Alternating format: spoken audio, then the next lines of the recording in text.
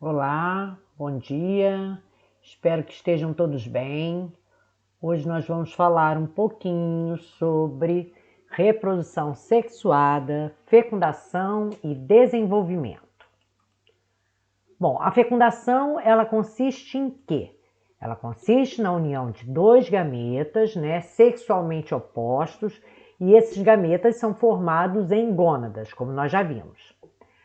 Mas no encontro dos gametas pode haver uma isogamia, uma heterogamia ou então uma oogamia. Vamos ver o que é cada uma delas. A isogamia, os gametas masculino e feminino são iguais, repara aqui no desenho, ó, eles são iguais na forma, no tamanho e no comportamento. Eles se procuram mutuamente, já que são móveis, mas eles são bem iguais, São idênticos, não tem diferença. A heterogamia, também conhecida como anisogamia, os gametas masculino e feminino têm forma e tamanhos diferentes, mas se comportam de maneira semelhante, movimentando-se um à procura do outro. Então, apesar deles serem de tamanho diferente, forma e tamanho diferente, mas eles se comportam iguais, porque ambos se movimentam. Já essa aqui é conhecida de vocês, A oogamia. Os gametas masculinos são menores, móveis e mais numerosos, enquanto que os gametas femininos são maiores, imóveis e em menor número. Então, aqui se enquadra o quê? A reprodução humana,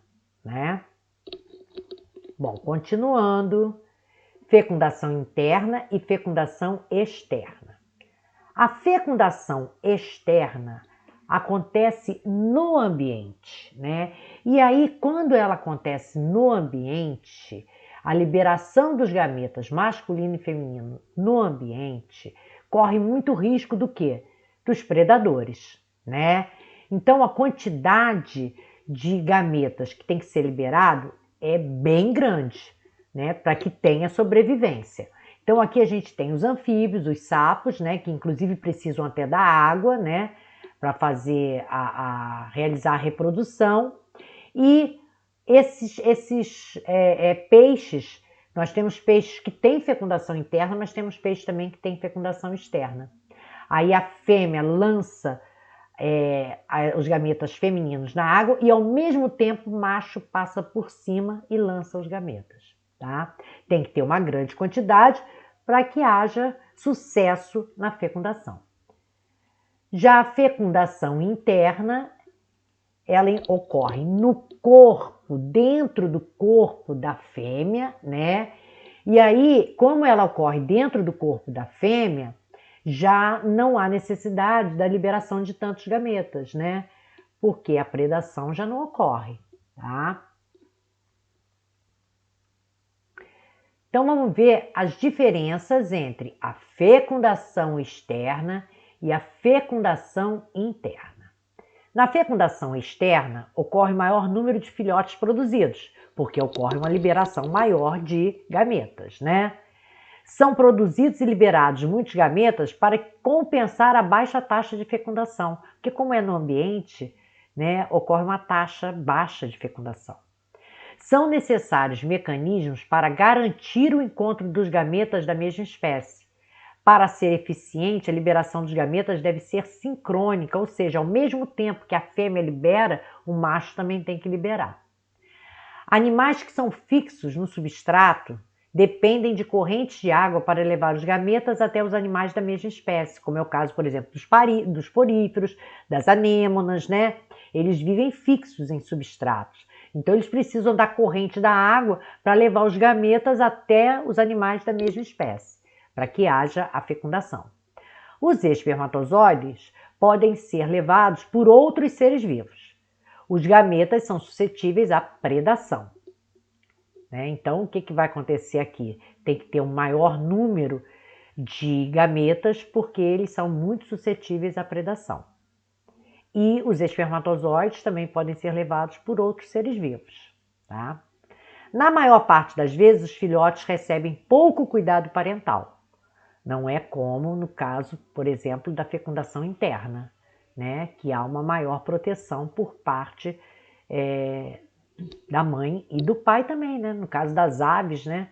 O pinguim, por exemplo, ele que cuida, né, do filhote.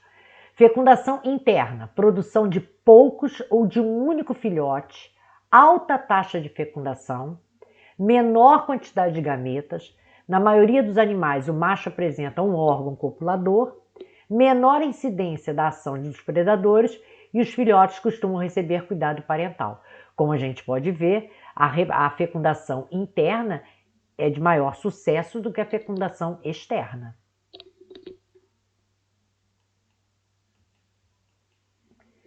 Fecundação nos vegetais. Para a fecundação nos vegetais, os gametas masculinos podem ser levados ao interior dos órgãos femininos por meio de outros recursos como aqui, ó, o vento, isso aqui é o chamado dente de leão, aqui a água e aqui por outros animais, como por exemplo aqui as abelhas, né, fazendo a polinização que vocês viram até o vídeo. O gameta feminino do vegetal tem um nome diferente do animal, é oosfera. O gameta masculino do vegetal também tem um nome diferente. São células espermáticas nos vegetais superiores, como gimnosperma e angiosperma, e são anterozoides nos vegetais inferiores, como briófitas e pteridófitas. Nas plantas, os gametas são produzidos pelos gametângios. Classificação dos seres vivos quanto ao sexo. Nós temos as espécies monóicas e dioicas, né? As espécies monóicas, o mesmo indivíduo tem os dois sexos, apresentam glândulas sexuais masculina e feminina. São chamados de hermafroditas, mas isso não quer dizer que eles se autofecundem. Por exemplo, a minhoca aqui, ela não se autofecunda, ela precisa de um parceiro. Apesar dela produzir tanto células sexuais masculina como feminina, né, porque ela tem glândulas sexuais masculina e feminina, mas ela precisa de um parceiro. Vegetais monóicos com flores unissexuais femininas e masculinas na mesma planta, como por exemplo a flor da abóbora, que eu tenho a flor da abóbora feminina e tenho a flor da abóbora masculina. Flores hermafroditas. Elas têm tanto o órgão reprodutor masculino como feminino. A flor do abacate e a flor de hibisco, tá? Aqui, ó, nessa parte daqui onde eu tô passando a seta, é o órgão reprodutor masculino e feminino. Tem uma divisão, mas é aqui junto, tá?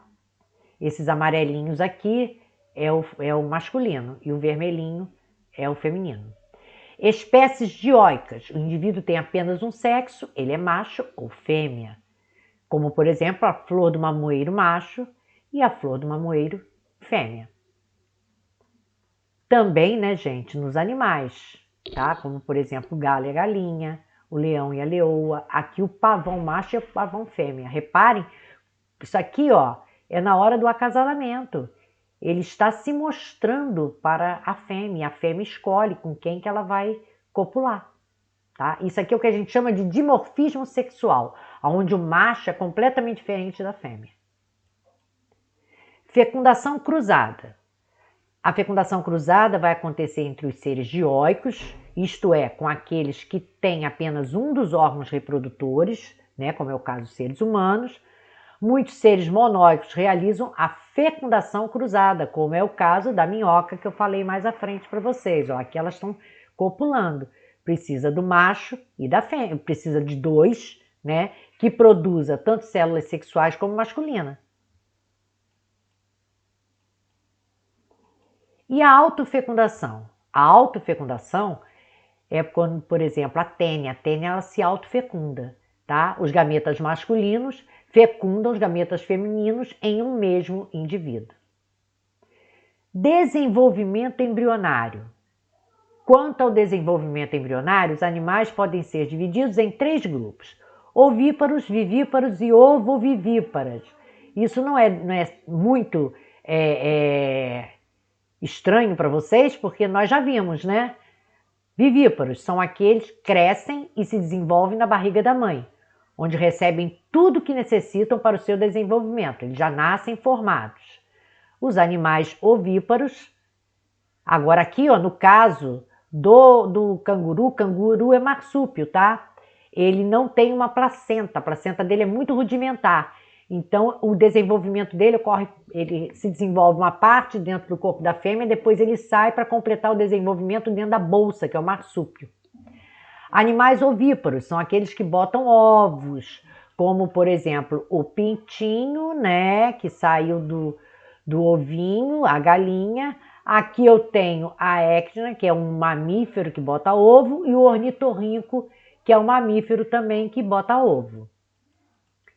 Animais ovovivíparos, esse é bem interessante, eles mantêm os ovos no interior do corpo até a eclosão, como é o caso, por exemplo, desses peixes e das cobras. Existem cobras que elas botam seus ovos, mas dentro do ovo já está a serpente pequenininha desenvolvida, tá? O que acontece? No vivíparo, o alimento vem através da placenta cordão umbilical. Do ovíparo, né? Por exemplo, a galinha. O pintinho se alimenta do que tem dentro do ovo, né? Das reservas nutritivas do ovo. E aqui nesse caso também, ela vai se desenvolver dentro do corpo da mãe, mas dentro do ovo. Então ela vai usar as reservas nutritivas de dentro do ovo. Tipos de desenvolvimento do animal. A gente tem o direto, onde mantém o mesmo aspecto ao longo do ciclo de vida, né? E o indireto, porque passa por transformações, como é o caso da metamorfose da borboleta. Aqui, ó, passa pela fase de lagarta, né? Bom, paramos por aqui. Até a próxima aula.